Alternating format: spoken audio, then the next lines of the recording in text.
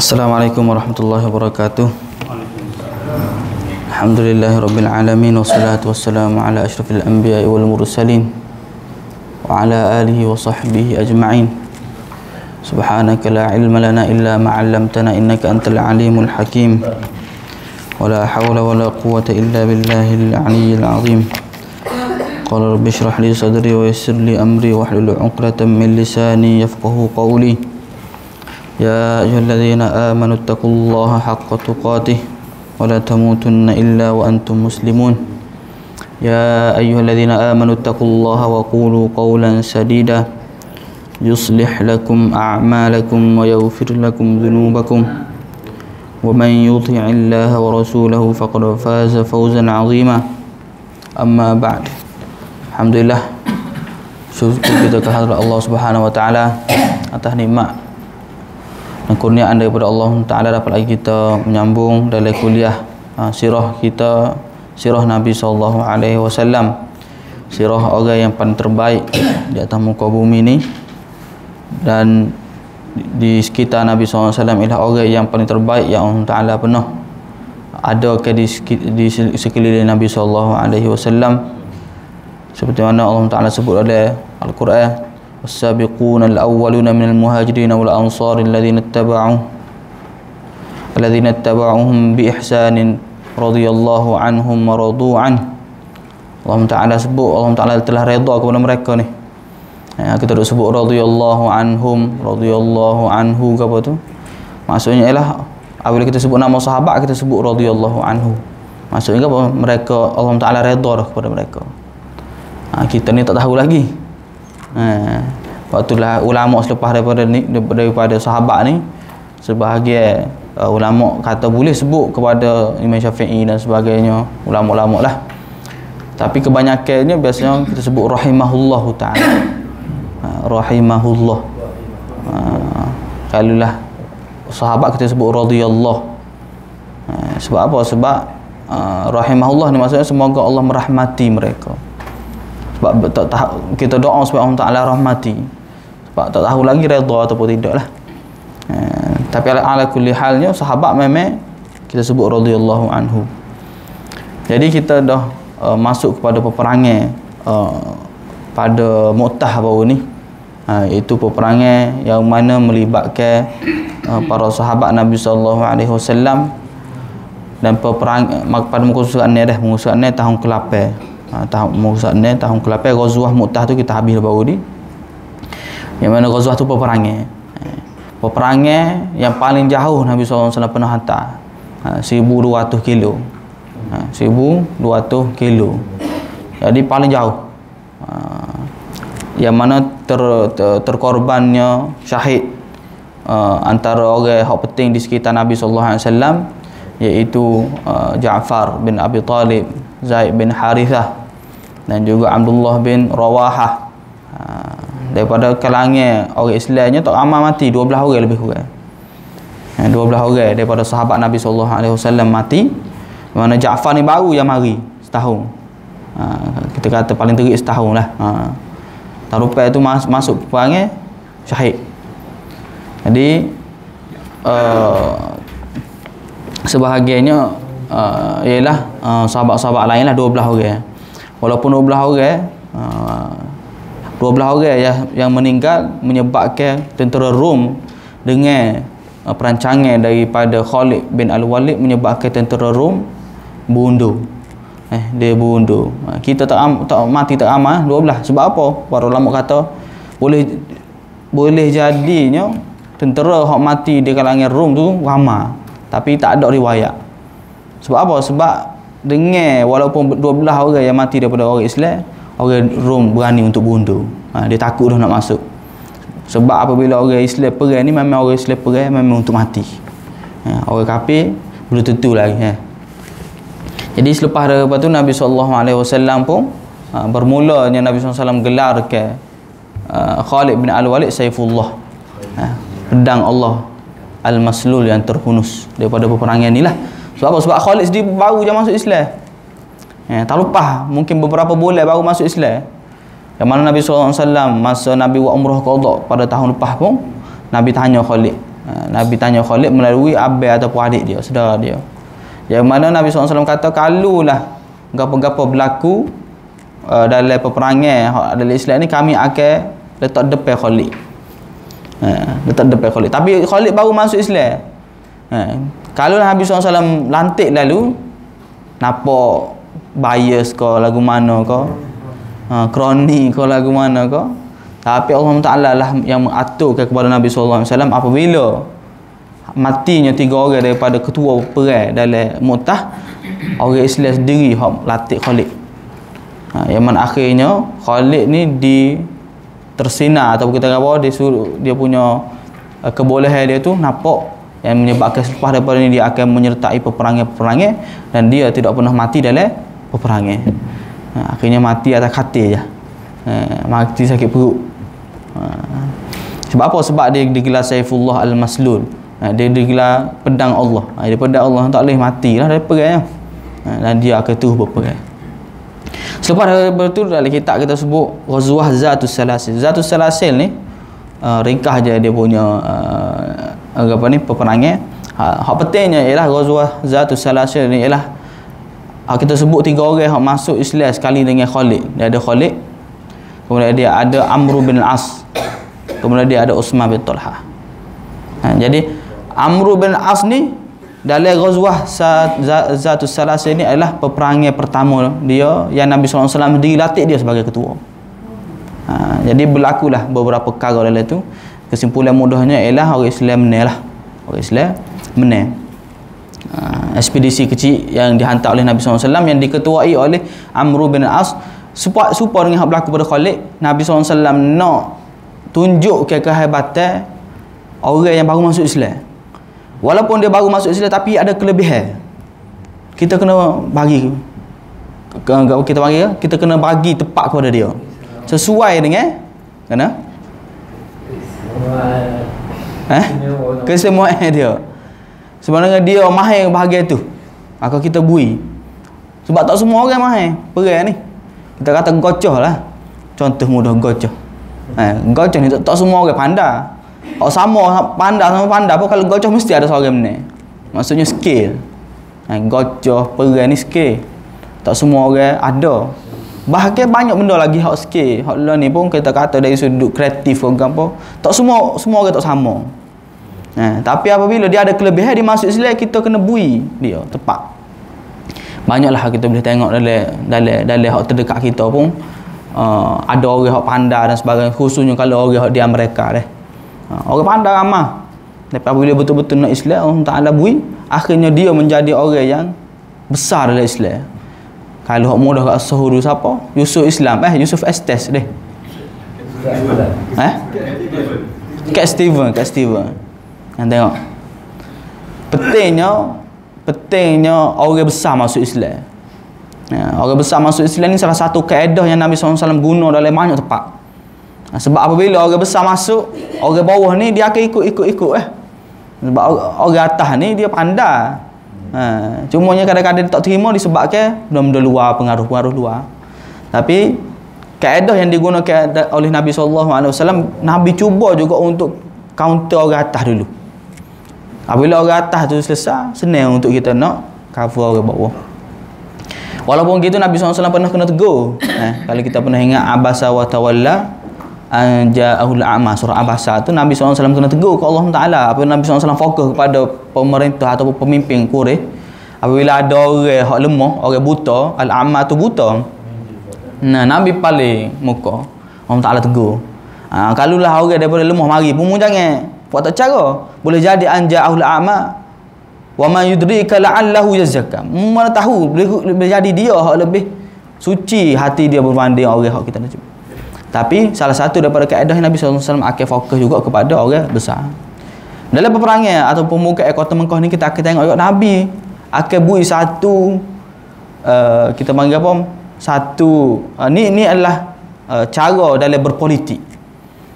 Kalau kita tak pandai cara ni, tak boleh masuk politik kita.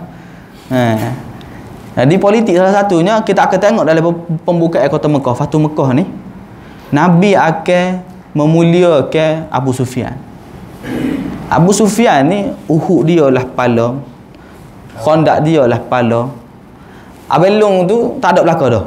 Abelung kawasan habis belaka dah. Abu Jahal habis dah.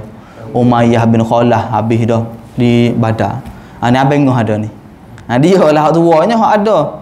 Hak lainnya hak adanya anak kepada abang belung ni. Tak budak-budak lagi lah. Safwan bin Umayyah bin Khalah, Ikrimah bin Abi Jahal, anak pada Abu Jahal, anak pada Umayyah bin Khalah. Tapi antara orang tua yang adanya Abu Sufyan. Nabi tak fokus untuk nak pergi serang. Walaupun kalau kita tengok dalam Fathu Mekah ni, Nabi boleh nak serang. Boleh ke tak? Boleh Nabi nak serang. Sebab apa? Sebab mereka telah melanggar perjanjian. Tapi Nabi tak buat lagu tu. Sehinggalah Nabi dibisi oleh Al-Abbas. Al-Abbas kata sungguhnya Abu Sufyan ni orang yang makan alok. Bahasa kita. Orang makan alok. Kita orang kampung tak makan alok. Tapi kalau lah orang jenis biasa dengan jawatan dan sebagainya, kadang-kadang kita kena train dia, treat dia dengan cara politik juga.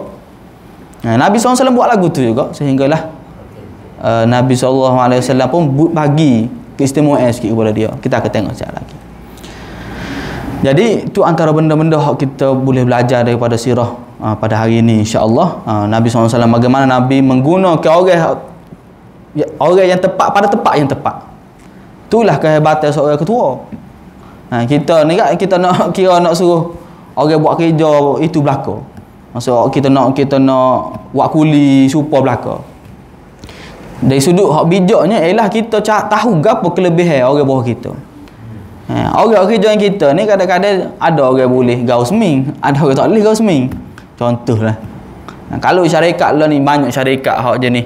Ada gapo marketing, ada gapo sales, ada kita panggil operation.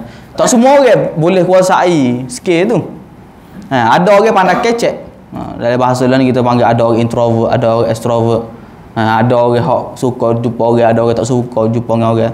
Paling terbaiknya ialah kita tahu apa sesuai bagi diri dia. Maka dia akan buat sesuai dengan kelebihan yang ada di dia, dan dia akan buat hal terbaik. Dan orang lain pula, orang jenis suka jumpa dengan orang, kita panggil PR ke apa kan. Nak jumpa orang tu kecek dengan orang ni. Tapi kalau suruh buat komputer tak jadi. Orang kecek ni kadang-kadang kan, kalau bui benda-benda khoteh tak boleh pula. Jadi kita sebagai ketuanya, kita kena ada skill tu. Dari mana bos, kalau silap kita panggil sebagai skill kepimpinan.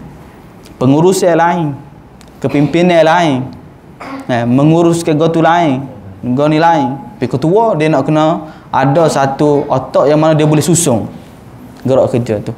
Inilah Nabi SAW. Nabi tahu sahabat dia ni, Nabi kenal. Kita masalah kita tak kenal orang bawah kita kan. Kalau kita jadi ketua pun kita tak kenal, kita kerja nak buat arahan dan sebagainya. Jadi tak comel lagu tu lah. Tak comel dok kita bawa ikut kita lah. Mengurus syarikat kita, contohlah kalau ada syarikat. Tapi ayatnya Nabi SAW adalah seorang yang sangat kenal orang bawah dia. Nabi tahu nak letak mana orang ni. Jadi Nabi SAW letak Khalid bin Al-Walid, Amr bin Al-As di tempat dia. Kemudian Nabi SAW, kita tengok kita start dalam Fathu Mekah. Jadi Fathu Mekah berlaku pada bulan Ramadan. Ghazwah Mu'tah tu berlaku Jamadil Awal. Muharram, Safar, Rabiul Awal, Rabiul Akhir. Betul tak ni? Jamadil Awal ni. Muharram, Safar, Rabiul Awal, Rabiul Akhir, Jamadil Awal, tahun bulan kelima. Mu'tah ni baru berlaku pada bulan 5 dalam tahun ke-8. Bila pula berlaku sebulan selepas itu tak silapnya berlaku Zatus Salasil. Zatus Salasil ni kita sebut tadi lah, dia ekspedisi biasa yang Nabi SAW buat untuk serang orang-orang hak kecil lah. Kemudian Nabi SAW Fathu Mekah, Jamadil Awal, Jamadil Akhir, Rejab, Syaban, Ramadan. Jadi bulan 5, 6, 7, 8, 9. Sebelum daripada bulan Ramadan ni, pada Syaban berlaku satu peristiwa yang menyebabkan berlakunya Fathu Mekah. Kalau kita ingat dalam perjanjian Hudaybiyah, gencatan senjata selama 10 tahun kan. Tak boleh buat apa-apa. Tak boleh perang. Nabi SAW tak ada masalah dengan Quraisy. Nabi hanya akan serang orang luar daripada Quraisy. Nabi SAW serang Rom, Nabi SAW serai Khaybar tahun ke-7. Nabi SAW serai Mu'tah. Nabi tak ada gapo dengan orang Quraisy melainkan kejahatan senjata. Dan antara hak dalam perjanjian tersebutnya ialah siapa daripada kabilah Arab ni nak masuk dengan Quraisy, maka dia kena berada serupa dengan hak kita berjanji dengan Quraisy, sekutu.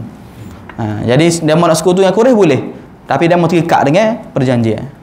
Siapa nak sekutu dengan Nabi SAW, dia mau terikat dengan perjanjian bawah Nabi SAW. Sama-sama ni tak boleh balah. Memanglah orang atas ni tak balah. Rupa-rupanya bawah daripada kabilah Nabi SAW ataupun orang yang sekutu dengan Nabi SAW, dengan orang yang sekutu dengan Quraisy, ada terlibat dalam perbalahan. Nama dia Banu Bakar dan juga Banu Khuza'ah. Jadi Bani Bakar dengan Bani Khuza'ah ni, dia ni memang ada seleh tak mudah. Kebetulan atas ini panah. Yang mana menyebabkan Bani Bakar ni, dia minta bantuan daripada Quraisy untuk pergi serai Bani Khuza'ah. Serai 20 orang mati. Antara orang yang dia minta tolong juga ialah orang besar juga. Umayyah, Safwan bin Umayyah, Ikrimah bin Abi Jahal pun terlibat juga. Jadi Abu Sufyan tak tahu. Lepas tu bila Abu Sufyan tahu, dia kata sudahlah. La ghazawna Muhammadun. Sungguhnya Muhammad akan serai kita. Ini benda tak molek sesemu ni gak aku ucap lah. Kalau bahasa kita kan. Jadi akhirnya Abu Sufyan pergi ke Madinah untuk nak pergi renew apa ni? Perjanjian. Mungkin dia kata kita tambah sikit, kita nak pergi perpaduan kita nak pergi buat kira, kecek kira.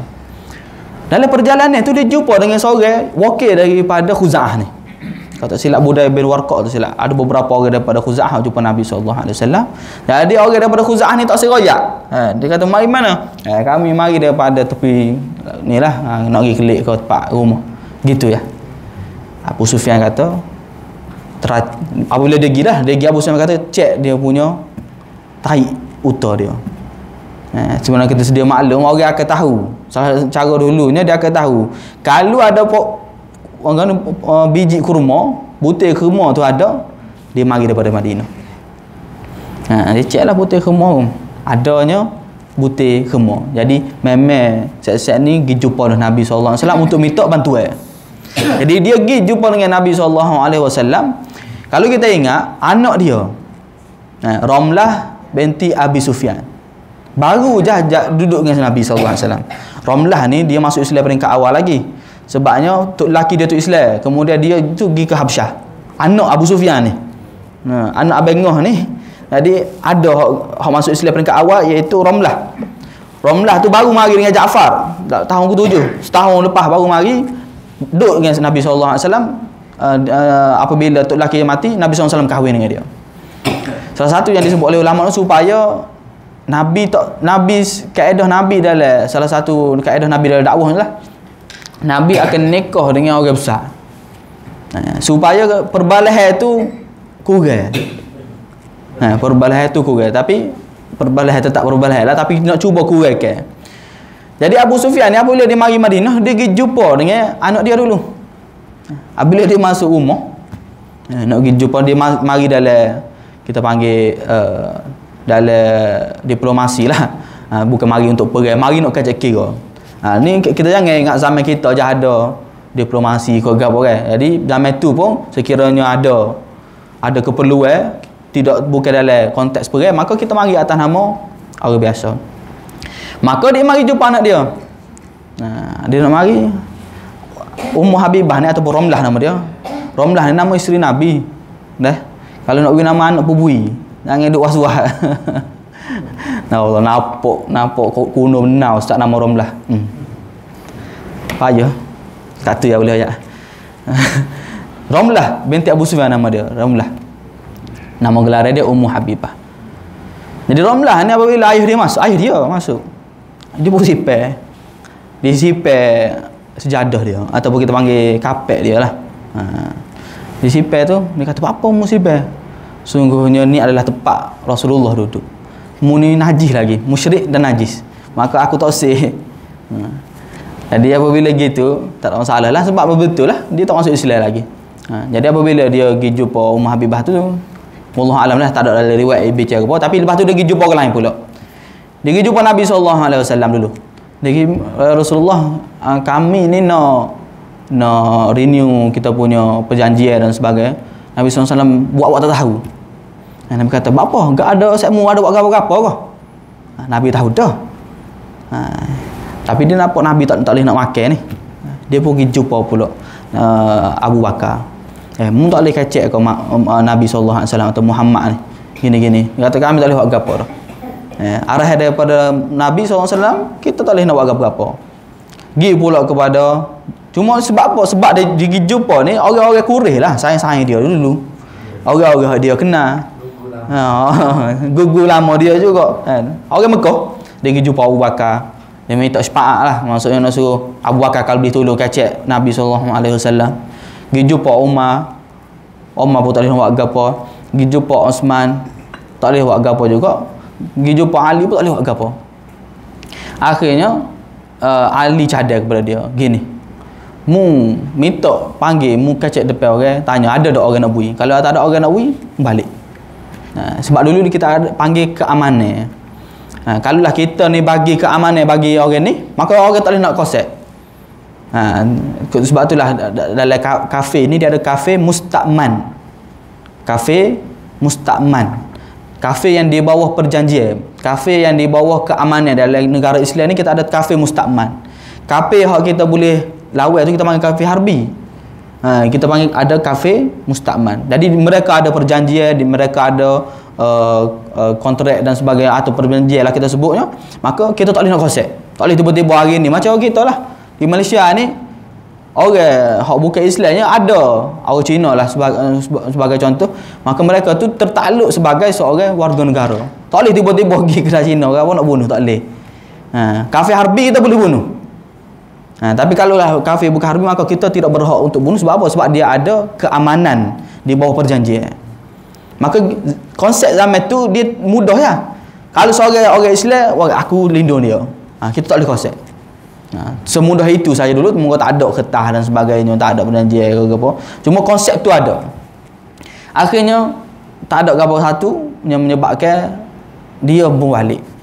Tak boleh, tak jadi. Maksudnya kita panggil apa? MOU. MOU tak jadi MOU. Ingat aku nak renew kontrak ke apa, tak boleh. Nabi SAW tahu dah. Jadi apabila gitu Nabi SAW pun suruh orang Islam sedia. Sedia kita belakang. Nabi tak oyak nak pergi mana. Nabi banyak peristiwa Nabi SAW buat ekspedisi, Nabi tak oyak dulu. Nabi suruh sedia dulu. Kecuali hak jauh benar, Mu'tah, Tabuk, hak jauh benar 200 kilo, 700 kilo, Nabi SAW suruh sedia dan dia oyak lagi mana. Sebabnya persediaan untuk nak pergi 400 kilo tak sama dengan 700 kilo, tak sama dengan 1000 kilo. Jadi Mekah Madinah ni biasa main dah. Tempat hak dia mau duduk biasa mari dan sebagainya. Persediaan biasa. Nabi tak ayat ke siapa-siapa. Abu Bakar mari masuk jumpa Aisyah. Abu Bakar tanya Aisyah, Nabi SAW nak pergi mana? Aisyah senyap. Nabi SAW nak pergi serai Rom pula ke? Aisyah senyap kot. Lepas pada Rom tu Nabi SAW, Abu Bakar tanya suatu tempat yang tak ingat. Aisyah senyap juga. Kemudian dia tanya, kita nak pergi serai Quraisy ke? Aisyah senyap juga. Rahsia. Ni rahsia negara ni. Tak boleh nak oyak. Lepas tu Nabi SAW sendiri masuk. Nabi SAW masuk.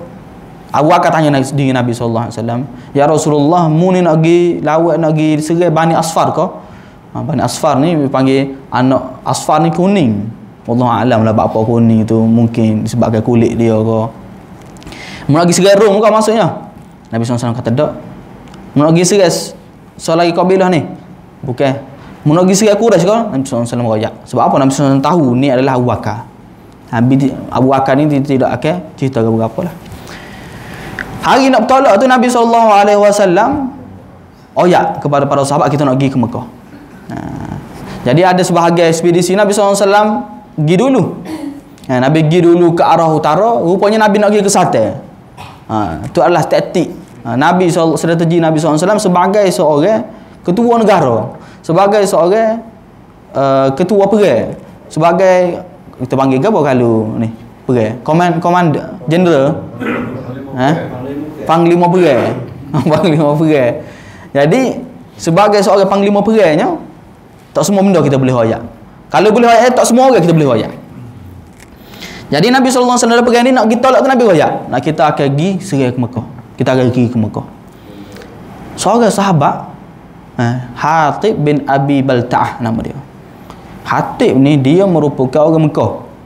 Dalam riwayat kata dia bukan asal orang Quraisy, tapi dia ni kebetulannya rapat dengan orang Quraisy dan orang Quraisy buat dia sebagai orang Quraisy jugalah, rapat.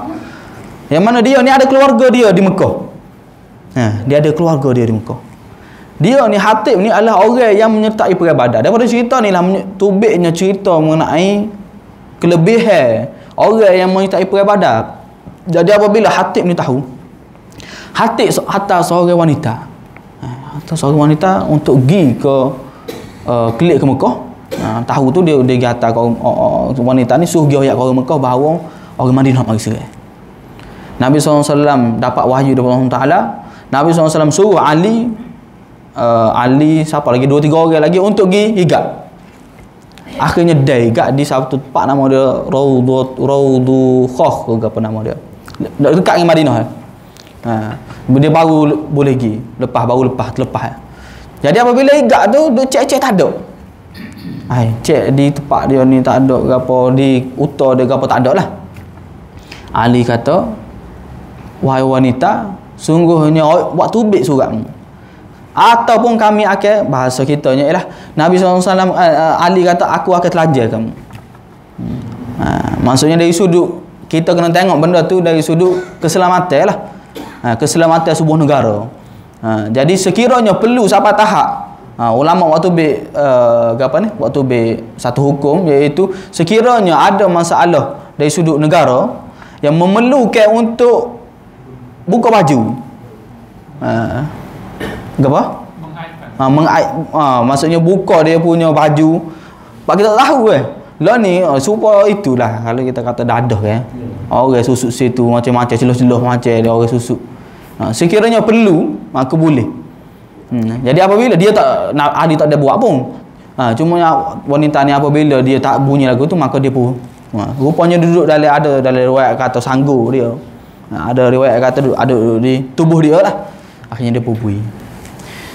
Nariknya apabila pergi lapor kepada Nabi SAW, Nabi SAW panggil Hatib. Apa muat lagu ni? Maksudnya kalau lah dalam kita lah ni pun, kalau lah orang yang mengkhianati negara, hukum biasa standardnya bunuh. Lah ni pun ada orang mati tak tahu sebab ada wallah alam lah, mungkin sini ramai daripada askar ke apa kan. Orang dia cerita lah daripada dalam polis ni pun ada UTK, lepas tu ada orang yang memang apa ni bahagia kerah untuk nak pergi bunuh orang-orang yang ni wallah alam lah. Mungkin kita tahu setakat tu je. Kena orang dia juga oyak lah. Tapi katanya memang ada. Setiap negara tu ada orang yang memang siasat, spy untuk cek benda-benda lagu ni keselamatan negara. Jadi Nabi SAW panggil Hatib. Jadi Hatib ni antara orang yang telah membuat satu dosa besar. Dari sudut agamanya berdosa, dari sudut negaranya kesalahan besar. Kanun 3 Rasulullah lah. 3 Rasulullah lah. Kau ada lagi hak tinggi pada 3 Rasulullah. 3 Rasulullah. Hukum mati. Jadi Nabi SAW pun tanya Hatib apa. Hatib kata ya jangan logat lah. Hatib kata gini, aku ni bukan masalah apa. Aku ni antara orang yang makan jasa dengan orang Quraisy. Aku ni ada hubungan dengan orang Quraisy dan keluarga aku masih di Mekah. Jadi aku bukan aku buat ni disebabkan aku murtad, bukan aku buat ni disebabkan aku ni gap-gap, tapi aku buat ni disebabkan kepentingan dari sudut keluarga aku. Maka Nabi SAW pun kata sungguhnya Hatib kacak betul. Umar lagu mana Umar?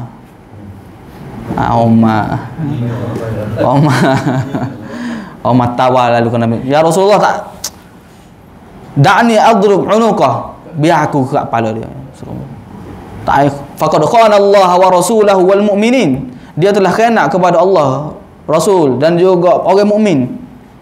Nabi sallallahu alaihi wasallam berkata, "Ya Umar, sungguh mu tak tahu Allah Taala telah berfirman kepada orang yang menyertai perang Badar, i'malu ma syi'tum faqad ghafartu lakum." Maka Nabi SAW kata, "Ya Umar, mu tak tahu ke Allah Taala pernah berfirman kepada orang yang menyertai perang Badar ni?" Hati ni dia masuk perang Badar lah, dan dia telah buat satu kesalahan yang besar. Nabi SAW kata, sungguhnya Allah Ta'ala berfirman kepada orang yang menyertai perang Badar, buatlah apa yang kamu nak buat, faqad ghafartu lakum, sungguhnya Allah Ta'ala telah ampun ke kamu.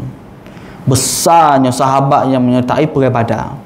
Kalau ikut kesalahan dari sudut agama dan juga dari sudut negara ni, besar dah ni.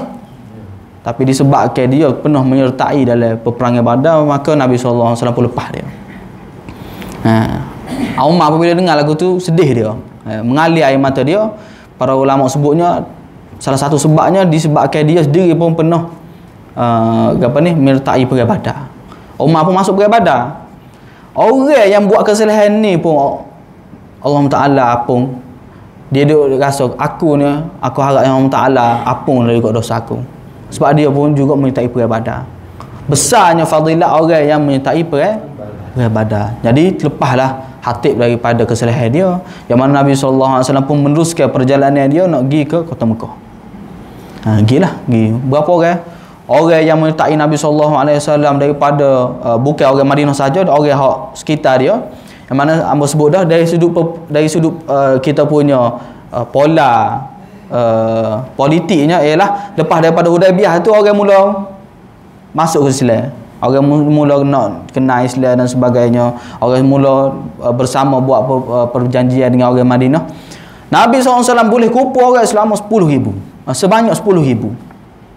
Daripada bani itu, bukan orang Madinah saja.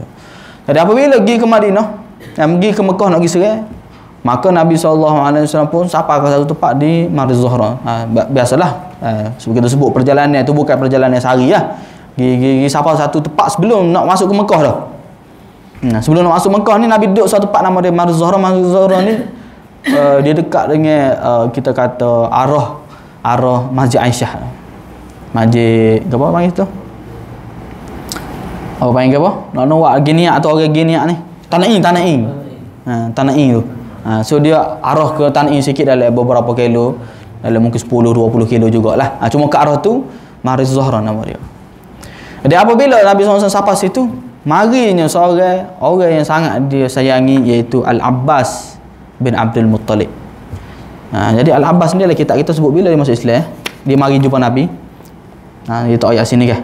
Jadi Al-Abbas ni masa ni lah dia pergi ke Nabi SAW mengisytiharkan bahawa dia bersama dengan Nabi SAW. Jadi Al-Abbas ni lah orang yang akan berperanan untuk nak menyejukkan Mekah. Sebab dia ni asal daripada Mekah lagi ni. Dekat kota Mekah tu dia pergi jumpa dengan Nabi SAW. Dan dia dikira berhijrah kepada Nabi SAW, sehingga ulama kata orang yang terakhir berhijrah ialah Al-Abbas bin Abdul Muttalib. Abbas bin Abdul Muttalib. Dialah orang terakhir. Sebab apa? Sebab Nabi SAW kata la hijrata ba'dal fath. Selepas kejap lagi ni akan berlakunya Fathu Mekah. Tidak ada hijrah dah selepas Fathu Mekah. Sebab itulah hijrah ni wajib, bukan daripada tahun hijrah tu, 2 tahun sebelum tu, bai'ah Aqabah tu saja. Sapalah Fathu Mekah, sekiranya orang tu masuk Islam, maka dia kena pergi ke Nabi. Wajib. Hijrah pada waktu tersebut wajib. Tapi selepas daripada Fathu Mekah, tak ada hijrah dah. Jadi orang yang hijrah terakhirnya ialah Al-Abbas bin Abdul Muttalib. Maka Al-Abbas pun masuk Islam dengan Nabi SAW. Barulah berlakunya Al-Abbas kacak kira dengan Nabi SAW. Al-Abbas kacak kira dengan Nabi SAW. Antaranya Al-Abbas sebut, sungguhnya Abu Sufyan ni antara orang yang suka kepada Al-Fakhr. Al-Fakhr ni bangga. Payah juga lah mari cari apa sesuai kita nak cerita mengenai watak Abu Sufyan ni. Tapi kita lebih tengok dia sebagai seorang politik. Jadi kalau dia ni adalah ketua kepada orang Mekah. Jadi sebagai seorang ketua ni, kita tak suka dimalukan. Cuma kita kalau bahasa tak baik yang kita panggil nak pung dia. Pung dia. Kita sebut apa dia, alok ke apa kan. So ada orang hak jenis gitu, orang tu khususnya ada jawatan dia nak benda lagu tu. Jadi dalam bentuk hak baguslah cadangan Al-Abbasnya. Kemudian Al-Abbas buat mari Abu Sufyan. Al-Abbas buat mari Abu Sufyan ya. Jadi Al-Abbas dia pergi sebutlah kepada orang Mekah, sebut kepada orang Mekah, Muhammad nak mari serang kita dan sebagainya, kita suruh diri. Akhirnya jumpa dengan Abu Sufyan, maka Al-Abbas bawa Abu Sufyan. Al-Abbas pada waktu tersebut dia bawa utuh Nabi. Nak pergi masuk jumpa Nabi tu, para sahabat tengok, ni utuh Nabi, dia kenal. Tak boleh sekat lah. Walaupun belakang tu Abu Sufyan tak boleh buat apa, ni utuh Nabi. Gilah jumpa Umar pula kenapa? Dah molek. Kita tengok kita tak payah cari dia mari sendiri. Lama dah ni Umar ni duk tak puas hati dengan Abu Sufyan ni. Uhud pun dia pala menyebabkan mati para sahabat 70 orang. Ni mari sendiri. Kita tak payah nak itu, dia mari sendiri mari. Jadi kat dalam riwayat sebut dia derah nak pergi ke Nabi SAW. Abbas bawa Abu Sufyan ni derah juga. Supaya dia sapa dulu. Jadi akhirnya berlakulah dialog antara mereka-nya. Kita sebut tadilah. Akhirnya Nabi SAW tawarkan kepada Abu Sufyan supaya masuk Islam kata. Menariknya pada waktu ni dia tak tinggi lagi keyakinan dia. Dia kata dari sudut Islam ni dia kata aku ni percaya bahawa Allah Taala tu esa. Tapi aku tak percaya lagi. Maksud dia kalaulah kita kata asyhadu an la ilaha illallah tu asyhadu an la ilaha illallah pada. Asyhadu anna Muhammadar Rasulullah mentah tunggulah. Tapi Nabi SAW suruh dia lagi untuk nak pergi sebut, maka dia pun sebut juga. Akhirnya selepas daripada tu seperti mana sarana yang diberikan oleh Al-Abbas supaya nak dibagi satu keistimewaan kepada Abu Sufyan, maka salah satu benda Nabi SAW sebut ketika mana Fatu Mekah, Nabi SAW kata man dakhala dara Abi Sufyan fahuwa amin. Siapa yang masuk dalam rumah Abu Sufyan maka dia selamat. Bentar lagi Nabi SAW akan masuk Mekah. Nabi SAW akan kata man dakhala dara Abu Sufyan fahuwa amin wa man dakhala darahu fahuwa wa aghlaqa babahu fahuwa amin wa man dakhala al-masjid fahuwa amin. Siapa yang masuk ke rumah Abu Sufyan maka dia selamat. Siapa yang masuk dalam rumah dia dan dia tutup rumah dia maka dia selamat. Siapa yang masuk dalam Masjidil Haram maka dia selamat. Maksudnya siapa yang cuba untuk nak pergi lawan maka kita akan lawan. Nabi SAW yang paling utama dalam Fatu Mekah ni, Nabi akan suruh para sahabat untuk jangan lawan. Walaupun berlaku sedikitnya ada nak lawan, sehingga menyebabkan 20 orang mati. Sebab Nabi SAW akan hantar beberapa tentera dari berapa arah tapi confirmnya 2 arah. Kita panggil sebagai ma'lah. Kita sebut ma'lah tu kan. Gubur ma'lah tu arah, kalau alik kita alik naik, alik ulu tak. Alik naik ni alik ulu dia. Kau sungai kan dah. Turun ke hilir dia. Standard cuma kita je daripada ulu naik tak. Cumanya kita panggil hilir. Bahasa kita kat hilir. Di Mekah ada kita panggil ma'lah. Ma'lah ni alik kubur tu kita panggil ma'lah. Nabi SAW banyak masa perang kalau Nabi masuk Mekah masa waktu. Rumah Nabi pun waktu. Daripada ma'lah tu kita mari, kita akan lalu di Marwah. Rumah Nabi di kawasan Marwah tu. Nabi dulu apabila Nabi SAW masuk ke kota Mekah pun Nabi akan masuk ke pintu ke Babus Salam tu. Babus Salam ataupun dia panggil Bab Bani Syaibah. Dia sebenarnya nama-nama ni kerajaan Saudi kekal. Cuma kita kadang-kadang setengah tu hak bercilayak ke kerajaan Saudi kak. Saudi acur berlaku. Kita tak api ada juga benda-benda berlaku tu.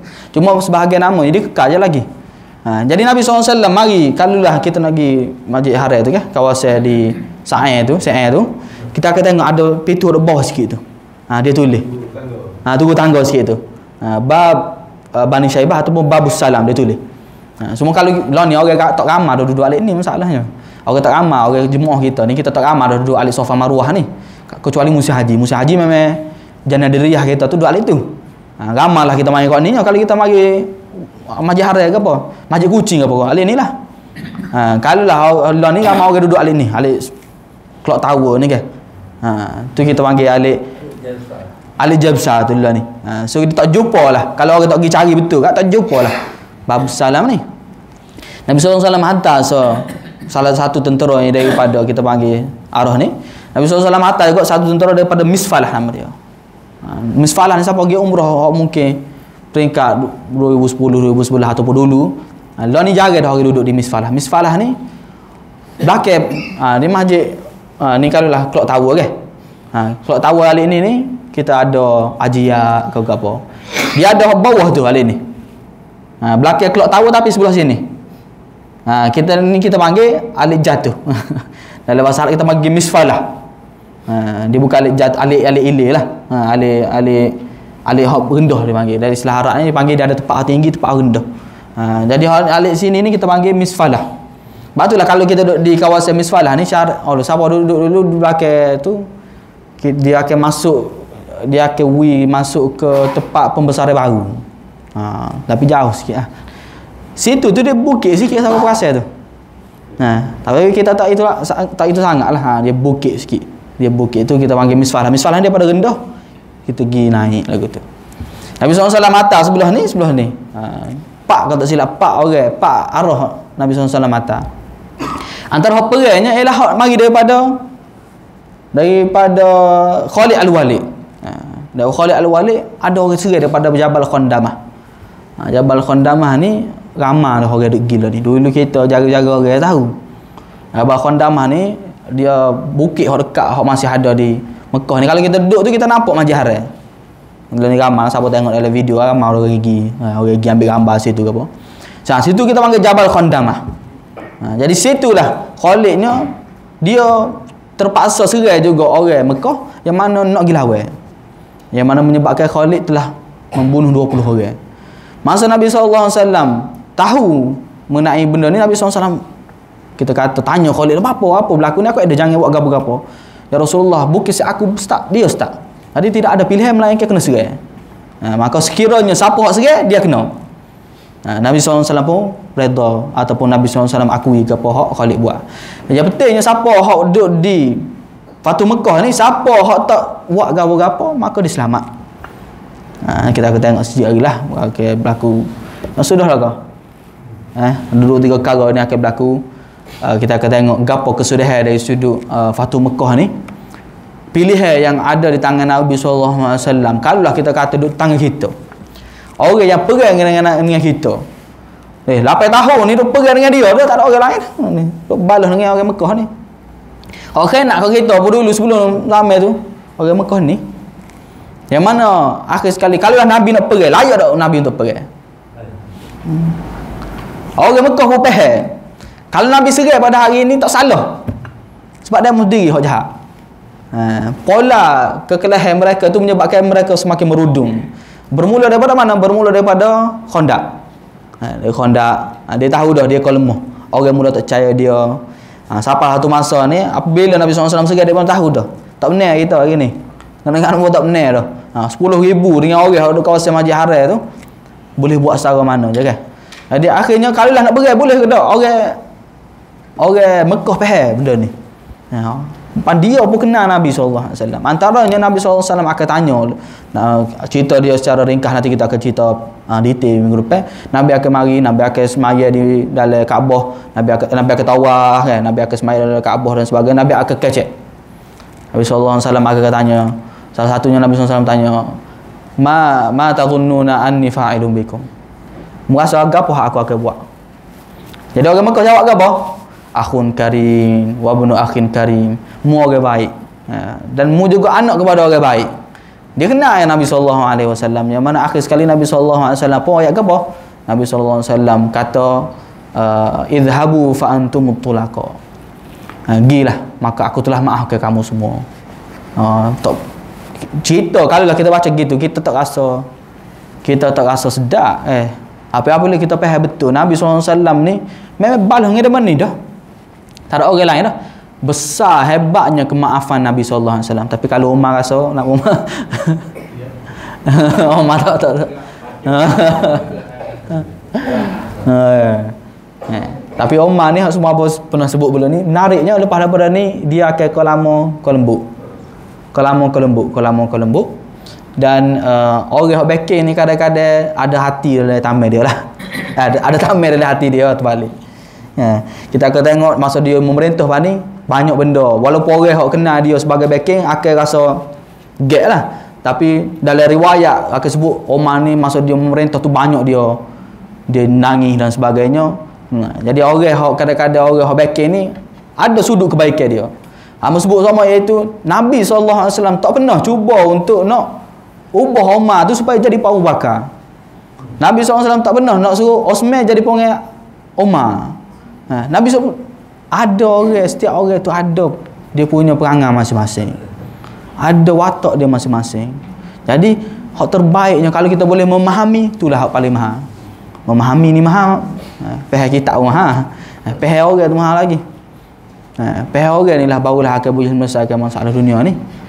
Faham isteri-isteri kita sebagai contoh. Mahalnya sebuah kefahaman. Jadi benda ni dalam sunnah Nabi SAW kita tidak sahu sebut benda ni. Nabi adalah seorang yang sangat memahami sahabat dia, memahami isteri dia. Isteri dia sebab sebut sama lah. Kita ni hak seorang boleh dah. Nabi ada 9 orang Nabi ada. Dan karakter dia tak sama lah kau. Tapi tak ada pun seorang daripada isteri Nabi hak kata Nabi ni khianat ke dia. Bisa tak? Kita ni kalau ada 4 orang kemungkinan seorang tu tak buat hati ke apa kan, minta cerai ke apa macam-macam. Tapi Nabi SAW ni hebatnya dia apabila Allah Taala kata laqad kana lakum fi rasulillahi uswatun hasanah, sungguhnya pada Nabi SAW ni adalah teladan yang paling terbaik. Kita tak belajar sirah, kita tak faham molek. Kita tak kenal Nabi SAW molek, kita tak berasa Nabi SAW, Nabi Allah Taala sebut sebagai teladan tu tak habis. Tak suk kita faham. Apabila kita faham kehidupan Nabi, dari sudut ambo sebut sama konflik dan sebagainya berlaku juga kepada Nabi. Ada masalah tu, ada masalah ni. Nabi SAW orang yang paling terbaik daripada semua sudut. Dari sudut macam mana berhadapan dengan orang budak-budak, orang tua, daripada isteri dia, sahabat-sahabat dia dan sebagainya. Nabi SAW adalah orang yang paling terbaik. Yang mana pada hari Fathu Mekah ni, kalau Nabi SAW nak tidak maafkan boleh ke tak? Boleh. Tapi Nabi SAW kata, izhabu fa antumut tulaqa. Pergilah kamu. Sungguhnya kamu semua dilepaskan. Tak pelik ke apa? Pada ni semuanya, hampir kita kata semua orang Mekah akan memeluk Islam. Hal ni lah yang disebutkan dalam Al-Quran, idza jaa nasrullahi wal fath. Ketika telah mari kepada kamu pertolongan Allah dan juga pembukaan. Al-fath itu pembukaan. Bahasa kita kat penaklukan. Wa ra'aitan nasa yadkhuluna fi dinillahi afwaja, dan kamu telah melihat manusia masuk ke dalam agama ni, dalam terjemah dulu dia panggil berbondong-bondong. Maksudnya ramai masuk. Disebabkan apa ni orang boleh masuk Islam? Salah satu sebab kita boleh belajar akhlak. Akhlak ni. Nabi boleh memaafkan di saat kalau Nabi nak balas boleh ke tak boleh, tapi Nabi SAW memaafkan. Jadi waraitan nas yadkhuluna fi dinillahi afwaja fasabbih bihamdi rabbika wastaghfirhu innahu kana tawwaba. Hak memang akan turun ayat ni ketika mana Nabi SAW khutbah wada'. Turun ayat ni, maka ada cerita menarik mengenai surah ni lah. Kita akan tengok dalam khutbah wada' Nabi SAW, dan kita akan tengok dalam minggu depan insya-Allah macam mana pengakhiran kepada pembukaan kota Mekah dan selepas daripada kota Mekah tu. Kita sebut tadi Jumadil Awal Mutah. Kalau silap Jumadil Awal, Jumadil Akhir. Amo tengok Jumadil Akhir ataupun bulan lepas daripada tu Zatul Salasil. Kemudian Rejab, Syaban. Syaban ni Bani Bakar khianat. Nabi SAW pun pergi perang Fathu Mekah ketika mana bulan Ramadan. Menariknya dalam bulan Ramadan ni Nabi puasa ke tak teka? Puasa ke tak? Sudah. Ada dua pendapat ulama kita ni. Ada kata puasa, dua tu je lah, puasa kan tak puasa ni. Tak ada, dah tengah-tengah tu. Tu senang soalan ni dalam puasa. Orang ngaji kuat kan. Ustaz kita cerita sama, dia panggil mudah kali dalam belajar ni dua pendapat. Sampai ke ada orang kata, kalau orang tanya Tuhan tu ada ke tak? Dua pendapat. Orang kafir kata tak ada. Orang Islam kata ada. Dua pendapat juga. Jawapan paling selamat atas dunia lah.